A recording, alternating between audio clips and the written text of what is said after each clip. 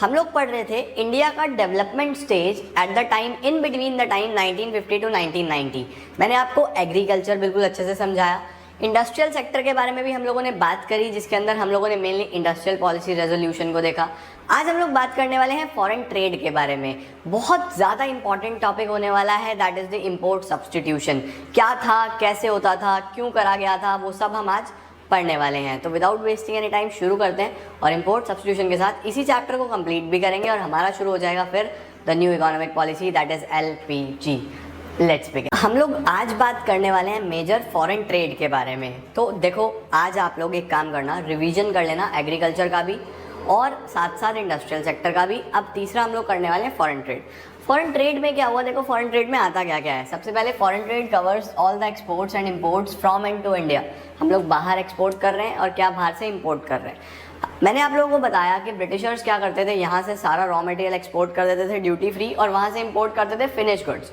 Ultimately हमारे जो domestic producers थे उनको बहुत स्ट्रिक्ट कंपटीशन मिला, जिस वजह से उनका बिल्कुल खत्म होता चला गया प्रोडक्ट्स। क्यों? क्योंकि इंडियन तो हैंडीक्राफ्ट्स फेमस थे, वो हाथों से बनते थे, टाइम टेकिंग थे, एक्सपेंसिव थे।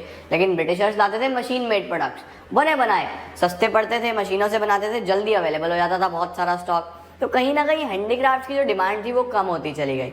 अब इंडिया में ऐसी क्या पॉलिसी अपनाई जाए, जब हम प्लानिंग करने लगे 1951 में हमारा फर्स्ट 5 ईयर प्लान आया, तो 51 से 1990 के बीच में फॉरेन ट्रेड से रिलेटेड क्या करा जाए, ये गवर्नमेंट ने सोचना शुरू करा।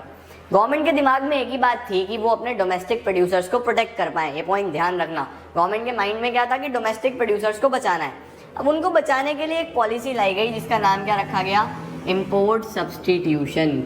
इम्पोर्ट सब्सटीट्यूशन का मतलब क्या होता है? इम्पोर्ट सब्सटीट्यूशन नाम में ही है, इम्पोर्ट को सब्सटीट्यूट करना। इम्पोर्ट मतलब जो हम बाहर से प्रोडक्ट्स बना रहे थे, मंगा रहे थे, उनको सब्सटीट्यूट करो डोमेस्टिक प्रोडक्शन से, कि क्यों ना हम वो सारे प्रोडक्ट्स इंडिया में ही प्रोड्यूस करें जो हम बाहर से अभी तक क्या कर रहे थे, इम्पोर्ट नहीं करने हैं और इंडिया में ही उसका प्रोडक्शन करना है। पॉलिसी में क्या दिया गया, To be self-reliant, self-dependent, India followed the policy of replacing imports by domestic production.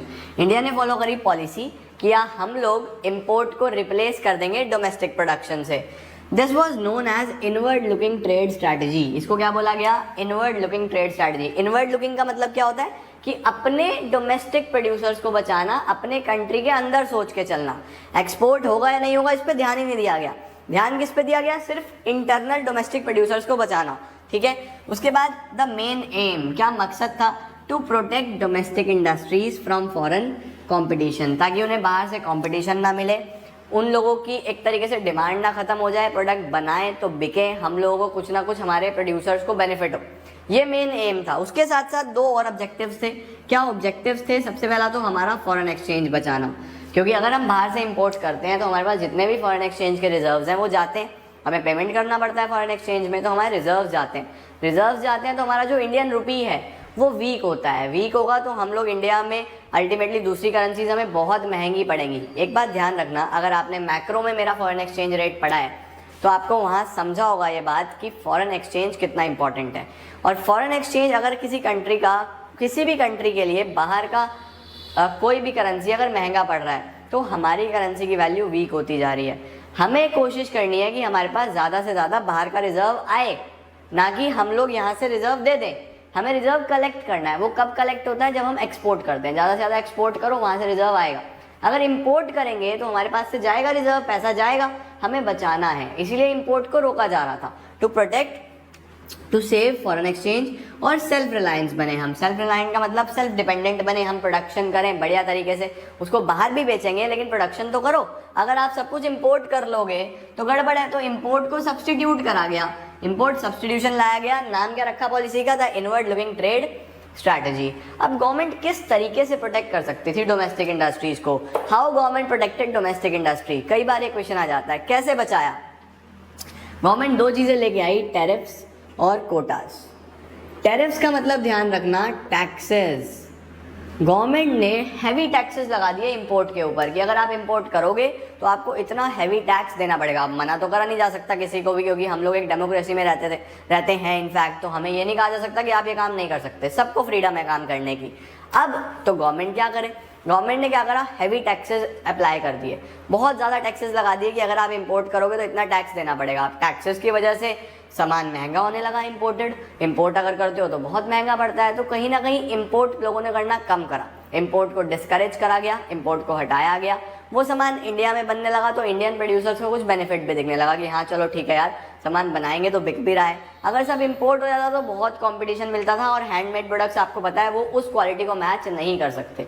तो टैरिफ्स के थ्रू, हैवी टैक्सेस के थ्रू गवर्नमेंट ने कोशिश करा कि हम इंपोर्ट को बिल्कुल बंद करें। उसके साथ साथ कोटाज का मतलब होता है लिमिट लगाना, लिमिट रेस्ट्रिक्शंस मीन्स कि हम लोग एक लिमिट सेट कर देंगे कि आप इंपोर्ट करो और बस एक फिक्स नंबर में करो, इससे ज़्यादा आप इंपोर्ट नहीं कर सकते। अगर आपको इंपोर्ट करना है तो बस एक फिक्स्ड नंबर में करना है कि सपोज हमने कह दिया कि अगर आप कोई पर्टिकुलर मशीनरी मंगा रहे हो तो 10 यूनिट्स इंपोर्ट कर सकते हो, बस इससे ज़्यादा नहीं।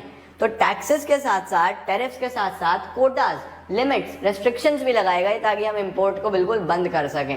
समझ रहे हो, ये दो चीज़ें। अब ये डिफाइन करने के लिए भी आते हैं कि what is the difference between taxes या टैरिफ्स एंड कोटाज। तो टैरिफ में क्या होगा, टैक्सेस लगाए जाएंगे और कोटाज में रेस्ट्रिक्शन लगाया जाएगा, लिमिट, नंबर पे। कॉन्क्लूड अगर मुझे करना हो, अगर मुझे चैप्टर को कॉन्क्लूड करना हो या तीनों सेक्टर को कंपेयर करना हो तो तीनों के क्या क्या कॉन्क्लूजन्स निकल के आए। सबसे पहले एग्रीकल्चर सेक्टर की अगर हम बात करें तो green revolution played a major role. Green revolution ने एक बहुत मेजर रोल प्ले करा जिस वजह से प्रोडक्शन बढ़ा, प्रोडक्टिविटी बढ़ी, हम लोग सरप्लस मार्केटिंग करने लगे, हम लोग बाहर भी बेचने लगे, फार्मर का आउटलुक चेंज हो गया from subsistence to ultimately commercial, बहुत कुछ बदल गया। ग्रीन रेवोल्यूशन ने काफ़ी बेनिफिट करा। उसके साथ साथ जो लैंड रिफॉर्म्स हुए, उन्होंने ज़मींदारी सिस्टम को ख़त्म करा, उसके अंदर से भी काफ़ी ज़्यादा बेनिफिट देखने को मिला। बट स्टिल ग्रीन रेवोल्यूशन पूरे ऑल ओवर इंडिया में नहीं था, जमींदारी सिस्टम में भी बहुत ज़्यादा हमें फ़ायदा देखने को मिला बट 100% सक्सेसफुल नहीं था। इंडस्ट्रियल सेक्टर की बात करें तो इंडस्ट्रियल पॉलिसी रेजोल्यूशन ने एक अच्छा रोल प्ले करा, गवर्नमेंट ने काफ़ी बढ़िया रोल निभाया।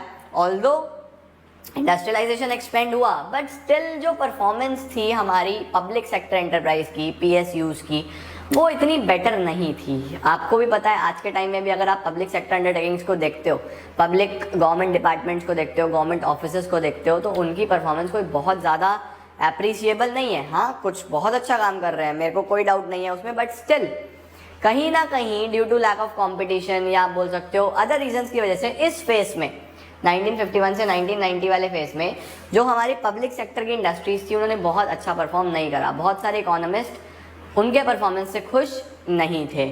फॉरेन सेक्टर की बात करें तो हम लोगों का जो अप्रोच रहा वो हमेशा से डोमेस्टिक प्रोड्यूसर्स को बचाना रहा कि हम लोग किसी तरीके से हमारे डोमेस्टिक प्रोड्यूसर्स को बचा लें, हम लोग अपनी डोमेस्टिक इंडस्ट्री को प्रोटेक्ट कर लें। बट कहीं ना कहीं एक्सपोर्ट भी तो ज़रूरी होता है। एक्सपोर्ट बहुत इंपॉर्टेंट होता है। अगर आप एक्सपोर्ट करते हो तो कंट्री का गुडविल, रेपुटेशन, पैसा आता है बाहर से, आपका करेंसी स्ट्रांग होता है, तो काफ़ी ज़्यादा अच्छी चीज़ होती है एक्सपोर्ट होना बहुत ज़रूरी था। तो गवर्नमेंट ऑफर कर सकता था एक्सपोर्ट प्रमोशन, लेकिन गवर्नमेंट ने नहीं करा। गवर्नमेंट ने क्या करा, अल्टीमेटली इंपोर्ट सब्सटीट्यूशन। तो इंपोर्ट सब्सटीट्यूशन एक जो पॉलिसी था उसने हेल्प करी समहाउ, बट अगर एक्सपोर्ट प्रमोशन होता तो वो बहुत ज़्यादा हेल्प कर सकता था। तो यानी कि इस फॉरेन ट्रेड में भी India failed to develop strong export base नहीं बना पाए, सिर्फ अपने डोमेस्टिक को बचाते रह गए रादर देन हमारा एक्सपोर्ट हमने प्रोटेक्ट ही नहीं करा, हमारा एक्सपोर्ट हमने प्रमोट ही नहीं करा।